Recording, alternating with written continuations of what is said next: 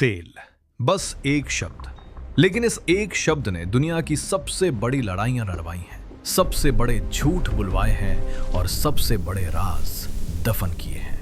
मार्च 2026 दुनिया के नक्शे पर एक नई आग भड़क रही थी। ईरान और इजराइल के बीच तनाव इस बार सिर्फ हेडलाइंस तक सीमित नहीं था, ये हॉर्मुज की खाड़ी तक पहुंच चुका था। वो संकरी जलधारा जिसके ऊपर से दुनिया का हर 5वां तेल का टैंकर गुजरता है। और उस रात दिल्ली के साउथ ब्लॉक में एक बंद कमरे में कुछ ऐसा तय हुआ जो अगले कई महीनों तक हर भारतीय की जेब, उसके घर, उसके कारोबार को हिलाने वाला था। लेकिन उस वक्त किसी को पता नहीं था। पहले थोड़ा पीछे जाते हैं। भारत, दुनिया का तीसरा सबसे बड़ा तेल आयातक, हर दिन करीब 50 लाख बैरल कच्चा तेल बाहर से मंगाता है। इसमें से लगभग 17% अकेले ईरान से आता था या ईरान के जरिए रूट होकर। अब जरा सोचिए, अगर वो रास्ता बंद हो जाए एक झटके में तो क्या होगा? पेट्रोल पंपों पर लंबी लाइनें, डीजल की किल्लत, फैक्ट्रियां बंद, ट्रक रुके और सब्जी से लेकर मेडिसिन तक सब महंगा। ये कोई काल्पनिक परिदृश्य नहीं है, ये 1973 में हो चुका है, 1979 में हो चुका है और 2026 की शुरुआत में एक बार फिर इतिहास अपने आप को दोहरा रहा था। जनवरी 2026 इजराइल ने ईरान के एक न्यूक्लियर फैसिलिटी पर टारगेटेड स्ट्राइक की। तेहरान ने जवाब दिया, हॉर्मुज स्ट्रेट में अपनी नेवल प्रेजेंस बढ़ाकर।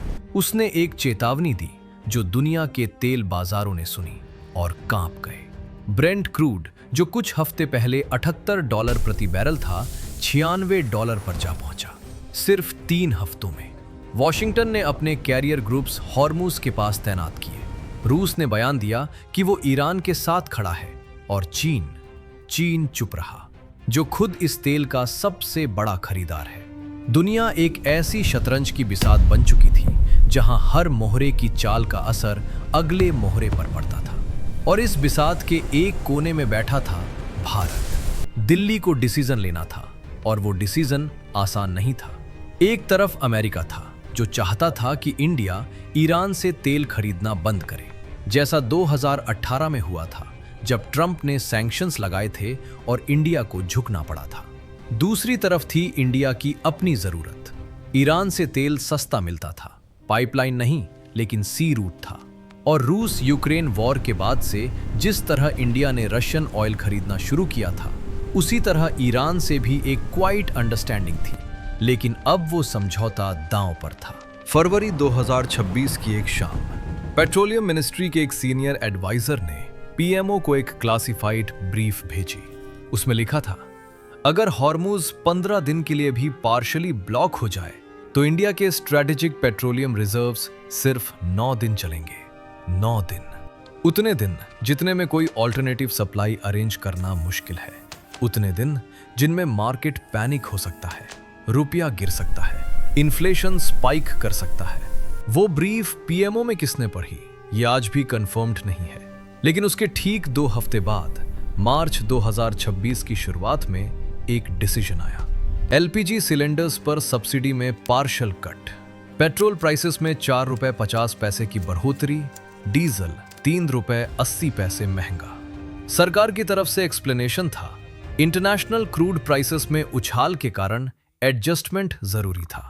लेकिन जो नहीं बताया गया वो ये था कि ये सिर्फ मार्केट एडजस्टमेंट नहीं था, ये एक प्री एम्प्टिव मूव था। सरकार उस स्टॉर्म से पहले अपनी फाइनेंसेस स्टेबलाइज कर रही थी जो हॉर्मुज से आने वाला था। और फिर 23 मार्च को लोकसभा में प्रधानमंत्री मोदी ने खुलकर कहा, स्थिति वरीसम है, हॉर्मुज से आने वाली सप्लाई चुनौतीपूर्ण हो गई है। उन्होंने कोविड के दिनों की तरह एकजुट रहने और तैयार रहने की अपील की। लोगों ने इसे सुनकर सोशल मीडिया पर #लॉकडाउन अगेन ट्रेंड कर दिया। अफवाहें फैल गईं, एनर्जी लॉकडाउन आने वाला है, चूल्हा बंद हो जाएगा, फिर वही कोविड वाला सीन। आम आदमी को क्या पता था? दिल्ली की किसी कॉलोनी में एक ऑटो ड्राइवर जो सोच रहा था कि सीएनजी क्यों महंगी हुई, राजस्थान के किसान का ट्रैक्टर जिसका डीजल बजट बिगड़ गया, मुंबई की एक वर्किंग मदर जो समझ नहीं पा रही थी कि किचन का बजट इतना टाइट क्यों हो गया। उन्हें ईरान का नाम नहीं बताया गया, उन्हें हॉर्मूज स्ट्रेट का मैप नहीं दिखाया गया, उन्हें सिर्फ एक प्राइस स्लिप दी गई। और अब लॉकडाउन की अफवाहें। और फिर मार्च के दूसरे हफ्ते में वो हुआ जिसका डर था। ईरान ने हॉर्मूज में 2 कमर्शियल टैंकरों को ब्रीफली डिटेन किया। एक इंडियन फ्लैग वेसल भी उस रूट पर थी। 48 घंटे, क्रूड $103 पर पहुंचा। सेंसेक्स 1400 पॉइंट्स गिरा, रुपया 87 को पार कर गया। दिल्ली में इमरजेंसी मीटिंग्स हुई। एमईए ने तेहरान से बात की। नेवी ने अपने शिप्स को ऑल्टरनेटिव रूट पर शिफ्ट किया। और क्वाइटली, बहुत क्वाइटली, अमेरिका से एक डील की गई जिसके तहत इंडिया को कुछ इमरजेंसी क्रूड एलोकेशन मिला। लेकिन ये सब पब्लिक को विस्तार से नहीं बताया गया। अब सवाल ये है, क्या वो प्राइस हाइक जो मार्च की शुरुआत में आई एक ईमानदार इकोनॉमिक डिसीजन था, या वो एक कंट्रोल्ड बर्न था जो इसलिए किया गया ताकि जब असली क्राइसिस आए तो फिस्कल बफर हो? और अगर सरकार को पहले से पता था तो क्या जनता को बताना उनकी जिम्मेदारी नहीं थी? क्या लॉकडाउन जैसी अफवाहों को रोकने के लिए ज्यादा पारदर्शिता दिखानी चाहिए थी? डेमोक्रेसीज में एक बुनियादी सवाल होता है, सरकार को कितना छुपाने का हक है अगर वो छुपाना नेशनल इंटरेस्ट में हो।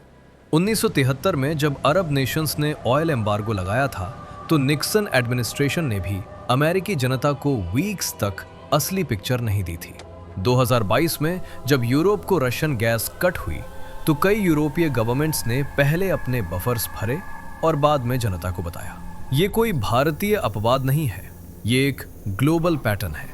लेकिन पैटर्न को समझना और उसे एक्सेप्ट कर लेना 2 अलग अलग बातें हैं। जब आपकी सीएनजी 8 रुपए महंगी होती है तो आपको बस यही बताया जाता है इंटरनेशनल प्राइसेस बढ़े हैं। कोई नहीं बताता कि उस रात साउथ ब्लॉक में क्या हुआ। कोई नहीं बताता कि हॉर्मूज पर किस देश की नेवी किस एंगल से आ रही थी। कोई नहीं बताता कि वो क्लासिफाइड ब्रीफ जो 9 दिनों की बात करती थी किस मेज पर रखी थी और किसने उसे पढ़ा।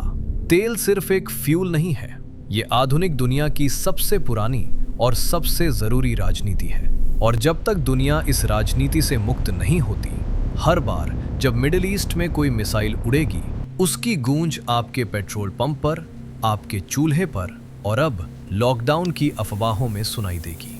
आप चाहें तो इसे कोइंसिडेंस मान सकते हैं या पूछ सकते हैं कि वो मिसाइल किसके फायदे में उड़ी है।